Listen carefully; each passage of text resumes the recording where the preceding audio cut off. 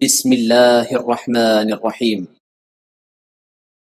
السلام عليكم ورحمة الله وبركاته.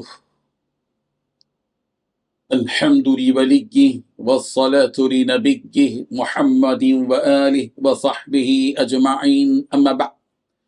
حاضرین و ناظرین، یہ درس نمبر 2343 ہے اور آج سورۃ الشمس کی 7 آیتوں کی تلاوت و تشریح کی جائے گی۔ آیت نمبر 9 تا 15۔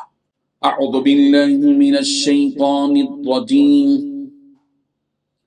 بسم اللہ الرحمن الرحیم۔ قد افلح من زکاها وقد خاب من دساها كذبت ثمود بطغواها إذ انبعث أشقاها فقال لهم رسول الله ناقة الله وسقياها فكذبوه فعقروها فدمدم عليهم ربهم بذنبهم فسواها ولا يخاف عقباها صدق اللہ العظیم۔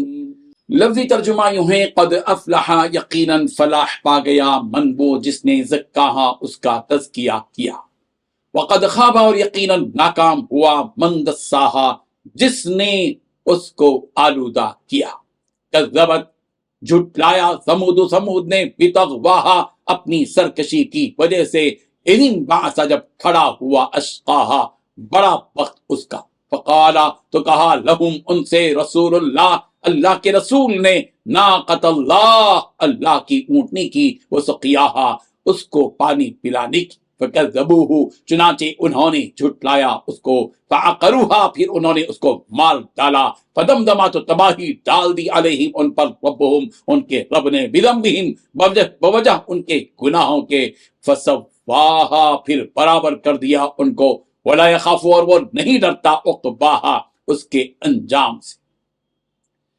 ترجمہ یوں ہے، فلاح اسے ملے گی جو اس نفس کو پاکیزہ بنائے، فلاح اسے ملے گی جو اس نفس کو پاکیزہ بنائے، اور نامراد وہ ہوگا جو اس کو گناہ میں دھسا دے۔ قوم ثمود نے اپنی سرکشی سے پیغمبر کو جھٹلایا، جب ان کا سب سے سنگ دل شخص اٹھ کھڑا ہوا تو اللہ کے پیغمبر نے اسے کہا، خبردار، اللہ کی اونٹنی کا اور اس کے پانی پینے کا پورا خیال رکھنا۔ پھر بھی انہوں نے پیغمبر کو جھٹلایا اور اس اونٹنی کو مار ڈالا۔ نتیجہ یہ ہوا کہ ان کے پروردگار نے ان کے گناہ کی وجہ سے ان کی اینٹ سے اینٹ بجا کر سب کو برابر کر دیا، اور اللہ کو اس کے کسی برے انجام کا خوف نہیں ہے۔ ان 7 آیتوں میں 7 باتیں بیان کی گئی ہیں۔ پہلی بات، فلاح اسے مل گئی جو اس نفس کو پاکیزہ بنائے۔ دوسری بات، نامراد وہ ہوگا جو اس کو گناہ میں دھنسا دے۔ تیسری بات، قوم ثمود نے اپنی سرکشی سے پیغمبر کو جھٹلایا۔ چوتھی بات، جب ان کا سب سے سنگ دل شخص اٹھ کھڑا ہوا تو اللہ تعالیٰ نے ان سے کہا کہ خبردار، اللہ کی اونٹنی کا اور اس کے پانی پینے کا پورا خیال رکھنا۔ پانچویں بات، اس کے باوجود بھی انہوں نے پیغمبر کو جھٹلایا اور اس اونٹنی کو مار ڈالا۔ چھٹی بات، ان کے پروردگار نے بھی ان کے گناہوں کی وجہ سے ان کی اینٹ سے اینٹ بجا کر سب کو برابر کر دیا۔ ساتویں بات، اللہ تعالیٰ کو اس کے کسی برے انجام کا کوئی خوف نہیں۔ بزرگان محترم، اللہ تعالیٰ پرہیزگاری اور نیکی کو پسند کرنے والے کے بارے میں بتلا رہے ہیں کہ ایسا شخص جس نے اپنے آپ کو بت پرستی اور کفر و شرک کی گندگی سے پاک کر لیا، وہ کامیاب ہو گیا، اور جس نے اپنے آپ کو اس کفر و شرک میں ڈبو دیا، وہ ناکام و نامراد ہو گیا۔ حضرت ابن عباس رضی اللہ عنہما سے مروی ہے کہ نبی رحمت صلی اللہ علیہ وسلم جب بھی یہ آیت پڑھتے، وَنَفْسٍ وَمَا سَوَّاهَا فَأَلْهَمَهَا فُجُورَهَا وَتَقْوَاهَا، تو ٹھہر جاتے، پھر یہ دعا کرتے، اللہم آتی نفسی تقواها انت ولیها ومولاها وخیر من زکاها، اے اللہ میرے نفس کو تقوی ڈال دے، تقوی والا بنا دے، یقیناً آپ ہی اس لائق ہیں اور آپ ہی بہتر پاک کرنے والے۔ یہ طبرانی کی روایت ہے۔ اللہ تعالیٰ نے نامراد اور خسارہ اٹھانے والی قوم کا تذکرہ فرمایا تاکہ لوگ اس سے نصیحت حاصل کریں۔ چنانچہ فرمایا کہ قوم ثمود نے اپنی سرکشی کی وجہ سے ان کی جانب بھیجے گئے پیغمبر حضرت صالح علیہ السلام کو جھٹلایا اور اپنی نافرمانی اور سرکشی پر اڑے رہے۔ ان کی سرکشی کی ایک مثال وہ واقعہ ہے کہ جب انہوں نے حضرت صالح علیہ السلام سے ایک معجزے کا مطالبہ کیا تو کہ انہوں نے اس سامنے والی چٹان سے زندہ حاملہ اونٹنی نکالا۔ چنانچہ اللہ تعالیٰ نے ان کے اس مطالبے کے مطابق اس چٹان سے اونٹنی کو نکالا اور ساتھ میں یہ بھی فرما دیا کہ جس تالاب کا پانی تم پیتے ہو اس پانی کو ایک دن تم پیو اور ایک دن اس اونٹنی کے لیے چھوڑ دو۔ هذه ناقۃ لها شرب لکم ولکم شرب یوم معلوم۔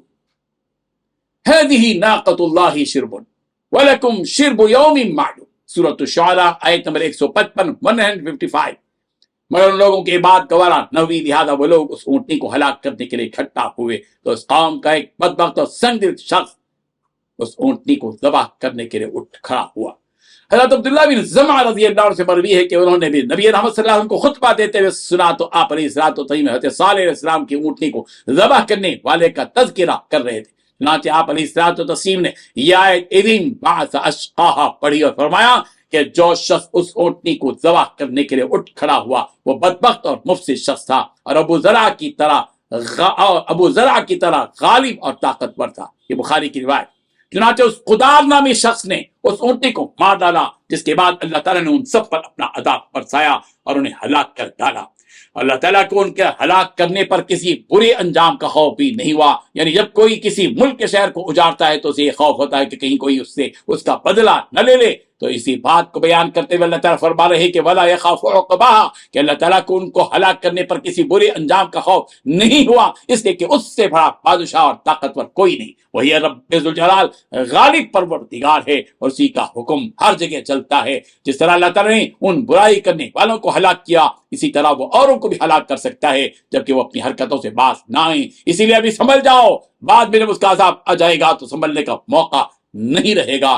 رب ذوالجلال ہم سب کو ان آیات کو سمجھنے کی توفیق عطا فرمائے، آمین۔ وآخر دعوانا ان الحمد للہ رب العالمین۔